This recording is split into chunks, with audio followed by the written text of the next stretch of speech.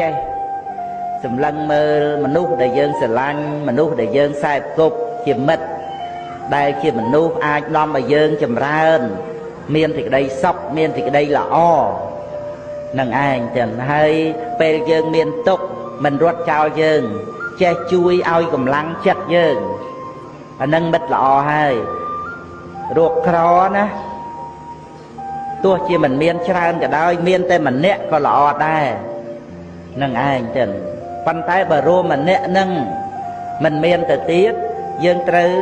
នៅម្នាក់ឯងប៉ុន្តែម្នាក់ឯងក្នុងទីនេះគឺត្រូវជាមួយគ្នានឹងបណ្ឌិតខាងក្នុង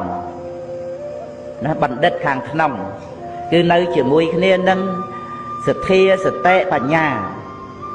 គឺកល្យាណធម៌កល្យាណមិត្តក្នុងចិត្តរបស់យើងនឹងរស់នៅជាសុខនឹងឯងមិនចាំបាច់មានមិត្តខាងក្រៅក៏ដោយកាលណាបើយើងបាននៅមិត្តល្អខាងក្នុងហើយទីបំផុតយើងអាច